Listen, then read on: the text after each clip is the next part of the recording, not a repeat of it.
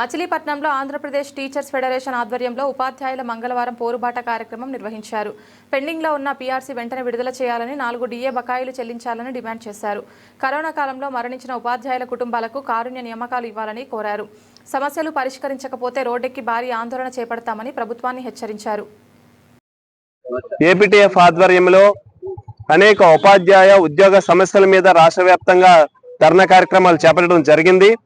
మా యొక్క డిమాండ్స్ ఏమంటే 2020 సంవత్సరం నుంచి కరోనా వచ్చినప్పటి నుంచి నేటి వరకు 2026 సంవత్సరం వరకు ఈ 6 సంవత్సరాల కాలంలో దాదాపుగా 1000 మంది పనిచేస్తున్న ఉపాధ్యాయులు చనిపోతే వారి యొక్క పిల్లలకు కారుణ్య నియామకాలు ఇవ్వాల్సిన పరిస్థితి ఉంటే అవన్నీ కూడా పక్కన పెట్టేసిన పరిస్థితి. పంచాయతీరాజ్ డిపార్ట్మెంట్ లో పనిచేస్తున్న టీచర్స్ కాబట్టి ఇక్కడ ఖాళీలు లేవు కాబట్టి మీకు ఉద్యోగాలు ఇవ్వలేమని చెప్పి 6 సంవత్సరాలుగా వారిని నడి రోడ్డు మీద ధర్నాలు చేస్తున్నటువంటి పరిస్థితి ఉంది. ఇమీడియట్ గా పవన్ కళ్యాణ్ గారు స్పందించాలి. పంచాయతీరాజ్ డిపార్ట్మెంట్ లో ఖాళీలు లేకపోతే ఇతర డిపార్ట్మెంట్ లో ఇవ్వాలి. ఒక 6 నెలల క్రితం చనిపోయినటువంటి ఇతర డిపార్ట్మెంట్ కి చెందిన ఉద్యోగికి వారి వారసులకి వెంటనే జాబ్ ఇస్తున్నారు. కానీ టీచర్ల పిల్లలకు 6 సంవత్సరాలుగా కారుణ్య నియామకాలు ఎందుకు ఆగిపోయాయి అనేటువంటిది ప్రభుత్వం సమాధానం చెప్పి వారి సమస్యకు ఒక మంచి పరిష్కారం ఇవ్వాల్సిందిగా మేము డిమాండ్ చేస్తూ ఉన్నాము. అదేవిధంగా 2022 నుంచి చనిపోయినటువంటి టీచర్స్ ఎవరైతే ఉన్నారో వారి యొక్క నామినీలకు ఇంతవరకు డెత్ గ్రాట్యుటీ ఇవ్వలేదు. వారి యొక్క సరెండర్ లీవ్ బిల్స్ ఏవైతే ఉన్నాయో అవి కూడా వారి నామినీలకు ఇవ్వలేదు. భర్త చనిపోయాడు, ఒక పనిచేస్తున్న ఉద్యోగి చనిపోయాడు, వారికి రావాల్సిన బెనిఫిట్స్ కూడా 5-6 సంవత్సరాలుగా ఆపేస్తే ఆ కుటుంబం ఏమవుతుంది అనేటువంటిది ఈ రోజు ఏపీటీఎఫ్ గా మేము డిమాండ్ చేస్తూ ప్రభుత్వం దృష్టికి ఈ సమస్యను తీసుకెళ్తున్నాము.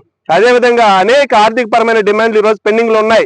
1, 2 కాదు, 2018 నుంచి అంటే దాదాపుగా 8 సంవత్సరాల నుంచి రావాల్సినటువంటి 11వ పీఆర్సీ బకాయిలు కావచ్చు, 4 డిఏలు కావచ్చు, ఇన్ని బకాయిలు ఉన్నాయి.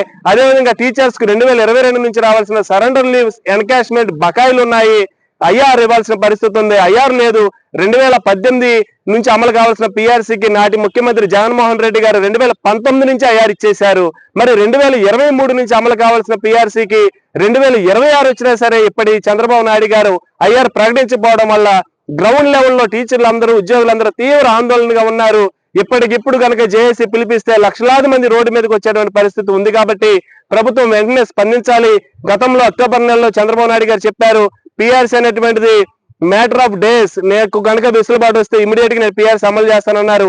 ఇప్పటికి 6 నెలల కాలం గడిచిపోయింది సార్. మీరు ఎట్టి పరిస్థితుల్లో ఉగాదికి ఒక మంచి కబురు వస్తుందని చెప్పేసి అందరం ఎదురు చూస్తున్నాము.